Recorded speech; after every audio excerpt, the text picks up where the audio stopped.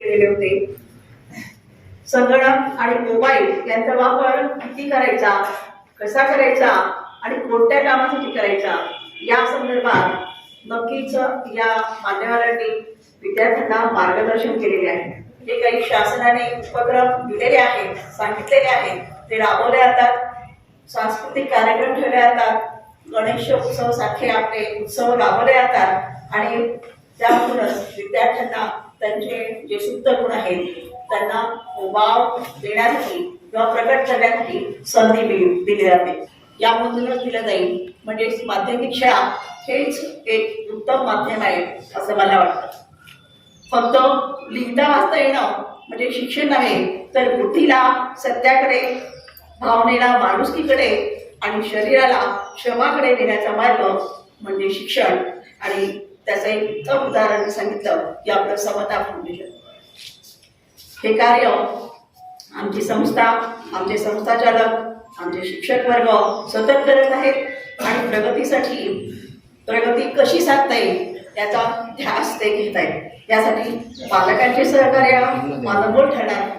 विद्यार्थ्यांच्या जीवनाला आकार देण्याचे काम, संस्कार करण्याचे काम, अभ्यास आणि सर्वांगीण विकासासाठी इतर क्षेत्रातील मार्गदर्शन, त्याला प्रोत्साहन, चालना देण्याचे काम, आवड निर्माण करण्याचे काम आम्ही शिक्षक म्हणून विद्यालयातून करत आहोत।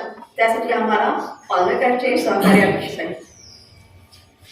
त्यासाठी आम्ही अपेक्षा केली होती की मागच्या काही 1-2 मीटिंग झाल्या, त्या मीटिंगमध्ये आम्ही सांगितलं होतं की विद्यार्थ्यांना, जे मोठे विद्यार्थी आहेत ते मोठे विद्यार्थी मोटरसायकल वगैरे आणत असतात आणि मग काही प्रकार होतात किंवा मोबाईल वगैरे आणत असतात, तर काही प्रकार होतात। तर आम्ही पालकांशी तळमळ साधलेला आहे आणि त्यामध्ये आम्हाला नक्कीच त्यांचं सहकार्य मिळालेलं आहे। विद्यार्थ्यांच्या या छोट्या छोट्या ज्या सवयी आहेत त्या सवयींकडे आपल्याला लक्ष देणं गरजेचं आहे। मोठ्यांचा आदर करणे, वैयक्तिक स्वच्छता, गणवेश, केशरचना, वस्तूंचा वापर केव्हा व कसा करणे, संगणक मोबाईलचा वापर हा अतिरेक त्याचा होऊ नये यासाठी लहानपणापासूनच हा जो वापर आहे तो घातक ठरणारा आहे। या अशा कितीतरी बाबी आहेत की आम्ही पालकांशी चर्चा करू शकतो, पण इथे वेळ कमी पडतो आहे आणि म्हणूनच मी माझ्या शब्दांना विराम देते। नमस्कार, धन्यवाद। मागच्या कार्यकारिणीने मिळून जे वेगवेगळे उपक्रम आमच्या संस्थेच्या साथीने आम्ही यशस्वी करून दाखवले, याचं यथोच्च असं प्रास्ताविक आमच्या मुख्याध्यापिका आदरणीय विके चव्हाण मॅडम यांनी केलेलं आहे। यानंतर जी मागची सभा झाली होती, सर्वसाधारण सभा 2022ला, त्या सभेचं इतिवृत्त वाचन करण्यासाठी मी श्री VR गावंडे सर यांना विनंती करतो। त्या निवडीच्या संदर्भामध्ये या पालक शिक्षक सभेमध्ये त्या कार्यकारिणीमध्ये जे काही विषय मांडण्यात आलेले होते त्याचा एक इतिवृत्ताने तुम्हाला त्याचं वाचन करायचं आहे। तर त्या सभेमध्ये पहिला जो विषय होता, पिंपळगाव, सुसरी, मुदलखेडा, ऑर्डर्स फॅक्टरी येथून येणाऱ्या ज्या बस आहेत किंवा या गावावरून किंवा बाहेर गावून येणारे जे विद्यार्थी जे बसने येतात, त्या बसची जी शाळेची जी वेळ आहे त्या वेळेच्या संदर्भामध्ये एक विषय उपस्थित केलेला होता आणि विद्यार्थी शुभेच्छा देऊया। पुनश्च जी निवड झाली आहे त्या निवड झालेल्या सर्व पदाधिकारी आणि पालक शिक्षक तसंच पालक म्हणून जे कार्य करणार आहेत त्या सर्वांचं मी शब्दसुमनाने स्वागत करतो आणि ते स्वागत करणार आहोत म्हणून मी सर्व उपाध्यक्ष, सहसचिव, इयत्ता 5वी, 6वी, 7वी, 8वी, 9वी, 10वीचे जे निवडलेले पालक शिक्षक आहेत त्यांनी समोर यावं असं आदरणीय श्री चंद्रकांत हरिबळे सर, एज्युकेशन सोसायटीचे सचिव आदरणीय चंदूदादा झोपे, तसंच सर्व सन्माननीय संचालक मंडळ आणि उपस्थित शिक्षक, शिक्षकेतर बंधू भगिनी तसेच उपस्थित असलेले पालक वर्ग। पालक शिक्षक सभा आज खरोखर वाटत आहे की पालक शिक्षक सभा झालेली आहे। कारण आजपर्यंत मी जेव्हापासून येते तोपर्यंत पालकांचं जे सभा असते निवडतो आपण कार्यकारिणी, त्यात आज जे झालेलं आहे आज ही पहिल्यांदा घडली आहे घटना. ठीक आहे, असो. कारण पालक शिक्षक सभा म्हटली तरी खरं सभा पालक आणि शिक्षक यांचीच असते. आणि आता बऱ्याच पालकांनी समस्या मांडल्या, काहींनी समस्या मांडल्या बसची, ते आम्ही घेतलेलं आहे निवेदन देऊ आम्ही. तसंच दादांनी सांगितलं यांची समस्या, आता मॅडमने सुद्धा सांगितलं आम्ही 2015 पासून जी बॉडी आहे आम्ही 2-3दा प्रयत्न केले, फॅन सुद्धा लावले, परंतु हे मोठे मुलं आहेत त्यांनी फॅनचे पाते अक्षरशः फुलाप्रमाणे वाकवलेले आहेत. आम्ही पंखे 2 वेळेस बदलवले, परंतु पुन्हा हे करता येत नाही. आणि एक अध्यक्ष या नात्याने नाही, परंतु मी सुद्धा एक शिक्षक आहे, शिक्षक या नात्याने सांगू इच्छिते, पालक शिक्षक सभा ही जी असते ही खरं पालक आणि शिक्षकांची असते. आणि या पालकांमधून समस्या निर्माण ज्या असतात त्या तुम्ही सांगतात आणि या समस्या सुद्धा पालकांनी सोडवायच्या असतात. कारण आतापर्यंत मी बऱ्याच शाळांमध्ये मिटिंगला गेलेली आहे. उदाहरण द्यायचं झालं तर जळगावची पनल उंकड शाळा, मुसळाची अहिल्यादेवी शाळा, पालक शिक्षक संघातून या मोठमोठ्या शाळांना पालक निधीतूनच मोठमोठे हॉल आणि सर्व उपलब्धता झालेली आहे. मग मला एक याचं वाईट वाटतं की तुम्ही पालकांनी याच्यातून काहीतरी करावं शाळेसाठी सुद्धा किंवा विद्यार्थ्यांसाठी, तुमच्या विद्यार्थ्यांसाठी. शाळा तर ही नेहमी आमचं विद्यार्थ्यांचं हित करण्यासाठी कटिबद्ध आहे, आमचे शिक्षक सुद्धा कटिबद्ध आहे, आम्ही सुद्धा एक संचालक मंडळ असल्यामुळे आम्ही सुद्धा कटिबद्ध आहोत शाळेचा विकास करायला. परंतु त्यातून तुमचा पालकांचा सहभाग काय, तुम्ही पालकांचा सहभाग यातून आम्हाला असायला हवा असं आमची विनंती आहे. तुम्ही सुद्धा काहीतरी पालकांची एक मीटिंग भरून तुम्ही काहीतरी शाळेसाठी करू शकता. ज्या सुधारणा आहेत त्या आम्ही करतोच आहे. आणि मॅडमने जे उल्लेख केला समता फाउंडेशन, त्याचे सुद्धा एक फाउंडर जे आहे पुरुषोत्तम अग्रवाल यांनी त्यांच्या स्वनिधीतून काही 52-56 शाळांसाठी एक कार्य सुरू केलेलं आहे कॉम्प्युटर आणि शिलाईचं. त्यांनी त्यांच्या स्वखर्चाने त्याच्या मशीनी, त्या शिलाई मशीन, कापड वगैरे ते स्वतः पुरवतात. कॉम्प्युटर सुद्धा त्यांच्याच आहे दोघी पण. आणि त्यांचे जे व्हॉलंटियर आहेत त्यांनी व्हॉलंटियर पण त्यांनीच नेमलेले आहे, त्यांचा पगार सुद्धा तेच देतात. फक्त शाळेला आम्हाला त्याचं नियोजन करावं लागतं. त्याच्यासाठी वीज ही सुद्धा शाळा पुरवते आणि शाळेच्या रूम आम्ही उपलब्ध करून दिलेले आहे. आणि त्याच्यामध्ये मुलांना, नुसतेच मुलांना नाही तर पालकांना उदाहरणार्थ कम्युनिटी बॅग सुद्धा चालवली जाते. बाहेरील पालक उदाहरणार्थ मुलांची आई वगैरे असेल हे सुद्धा शिवण क्लासला येऊ शकते आणि ती बॅग सुद्धा चालू आहे. तुम्हाला विनंती आहे, तुमच्यापैकी पण कोणाचे पालक असतील, माता पालक, ते तिथे ऍडजस्ट होऊ शकतात किंवा शिवण क्लास शिकू शकतात. सध्या आता तिथे फॅशन डिझायनिंग कोर्स आलेला आहे, डिप्लोमा आलेला आहे, त्यातून मुलांना रोजगार उपलब्ध होणार आहे.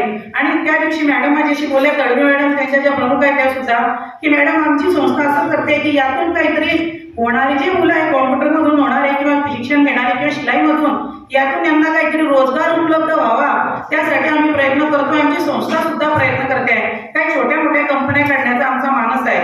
आणि हे जे समता फाउंडेशन आहे याला आणि आमच्या शाळेला इतर कार्यक्रमासाठी, तसेच जे सायन्स सेंटर आहे APJ अब्दुल कलाम यांच्या याच्यात चाललेलं, त्याला सुद्धा त्याचे जे अध्यक्ष आहेत ते आमच्या शाळेचे शिक्षक वानखेडे सर आहे, यांचं सुद्धा यामध्ये मोठं योगदान आहे. समता फाउंडेशनचं आणण्यामागे, कार्यक्रम आणण्यामागे किंवा सायन्स सेंटर चालवण्यामागे त्या सरांचं योगदान आणि सरांचं नेहमीच सहकार्य आम्हाला लाभत असतं.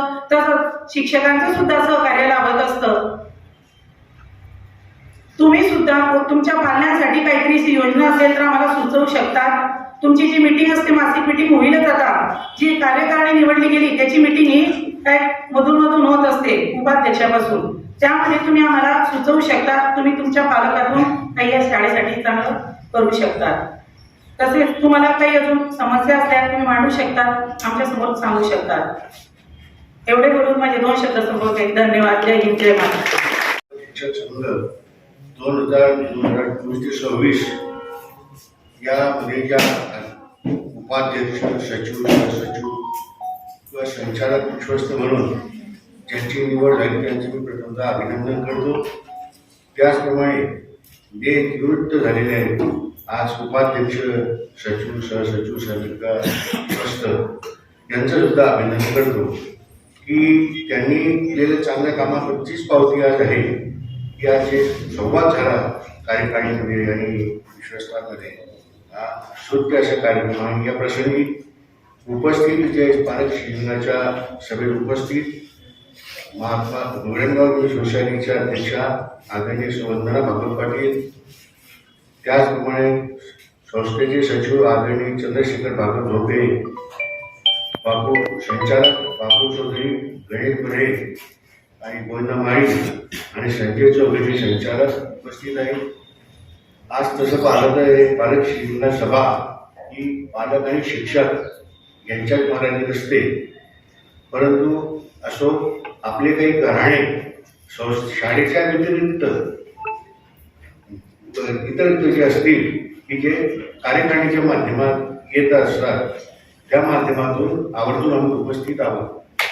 परंतु अति साधक बाधक जी चर्चा झाली की बसेची कमतरता, बसेची त्याची रेग्युलरता नाही, अशा बऱ्याचशा व्यवस्था मांडल्या. आज तुमच्या ज्या व्यथा ह्या आहेत, पंख्याची व्यथा त्यांनी मांडली. 2015 पासून ही बॉडी कार्यरत आहे. मी स्वतः असं आहे की बाबा पंखे बसवा, आम्ही स्वतः सुचवलं होतं, 2 वेळा तिथे पंखे बसवले. मुलं काय करतात, मधल्या सुट्टीमध्ये किंवा हाफ पिरियडमध्ये शिक्षक एखाद्या 10-15 मिनिटं उशिरा येत असतात, त्यावेळेस ते बेंचवर सोडून घोडीवर घोडी करतात आणि तो पंखे वापरतात. परंतु आता असं आहे, नेहमी ही पंखे बसवण्याची कृती जर अशी राहिली तर शिस्त महत्वाची आहे. आणि एखाद्या विद्यार्थ्याला पकडलं सुद्धा किंवा पालकाने सांगितलं सुद्धा तर पालक ते ऐकून घेत नाही. तुम्ही कशासाठी आहे, शिक्षक कशासाठी आहे, त्यांनी लक्ष द्यावं. आपल्या मुलाला शिस्त लावी, त्यांना असं करू नये असं बोलण्यापेक्षा ते अग्रउगे भाषा वापरतात. तुम्ही ज्या ह्या बाबतच्या ते मांडल्या, परंतु जे वडगाव सोसायटीच्या माध्यमातून काढणीच्या माध्यमातून असतील ते आम्ही नक्कीच त्याचा विचार करू. आणि ज्या मर्यादित शाळेच्या मर्यादित असतील, आज तुम्ही शिक्षक पालक संघाची आपली सभा झाली, निवड झाली, त्यांची मीटिंग होईल. हे कशासाठी मीटिंग असते, कशासाठी निवड आहे, कोणत्या कारणासाठी आहे, हे आपण प्रथम समजून घ्यावं आहे की नाही. की जे शाळेमध्ये काही व्यथा असतील, या शिस्त नसेल, बेशिस्त असेल, शिक्षकांमध्ये घराणे असतील, शाळेत वेळेवर न येण्याची घराणे असतील, अशी इतर ज्या बाबतीत जे घराणे असतात ते आपण कोणतेही मांडले नाही. याचा अर्थ आमचा मुख्याध्यापक म्हणा, शिक्षक म्हणा, शिक्षक कर्मचारी हे व्यवस्थित काम करतात असं आम्हाला दाखला मिळाला हे सांगू इच्छितो. हे सर्वसाधारणपणे चर्चा असते ते वर्षांनी ज्या घडलेल्या गोष्टी असतात किंवा सुधारणेच्या दृष्टीच्या गोष्टी असतात त्या आपल्याला मांडत असतात. लोकसहभाग विचार म्हणता तुम्ही घडून आणत आहे. जे शिक्षक पालक संघ आहे ना, त्यांनी तो घडून आणत असतात. तुमचं सुद्धा कर्तव्य आहे. शाळा कशी दुरुस्त होईल, शाळेत काय काय आपल्याला दुरुस्त करावं, काय काय शाळेसाठी करायचं आहे, आपण कशासाठी निवड झाली आहे हे आपण सुद्धा समजून घ्यावं. नुसतं आज निवड झाली, सभा झाली, विषय ठरवला, वर्ष घेऊन जातं, काही त्याच्यावर विचार चालू नाही. तुमचं सुद्धा शाळेत सुधारणा कशी होईल, आपल्या माध्यमात काही होऊ शकेल का, लोकसहभागातून आपण तुम्ही घेऊन काही करू शकाल का.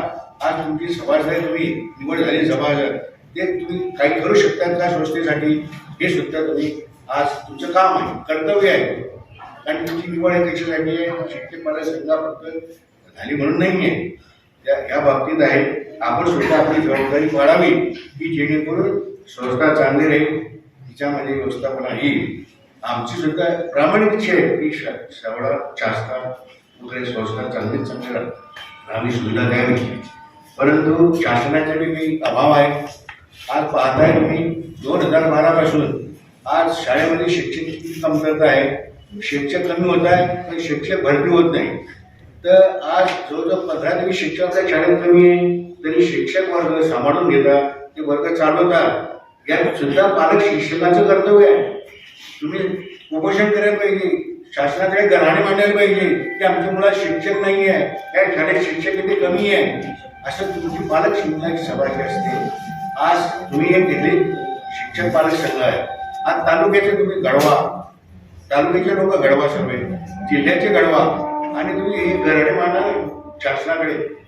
आज परवानगी नसताना शिक्षण करू शकत नाही.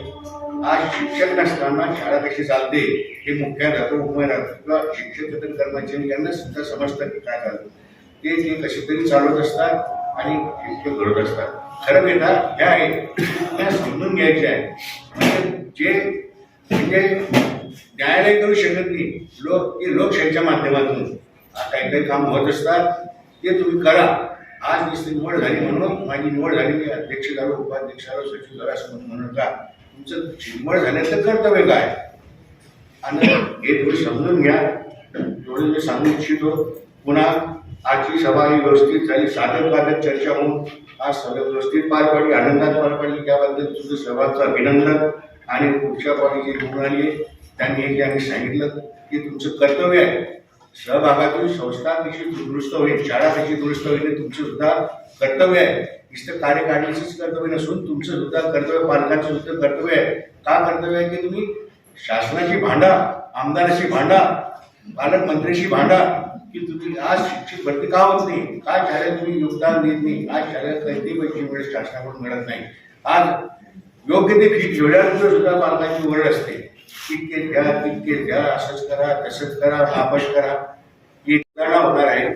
कोणी खिशातून पैसे घालून सुधारणा करू शकत नाही. केली सुद्धा किती करणार, त्याला काही मर्यादा आहे. आज मोठी संस्था 35 विद्यार्थी या शाळेत आहेत, 70-80 शिक्षक आहेत.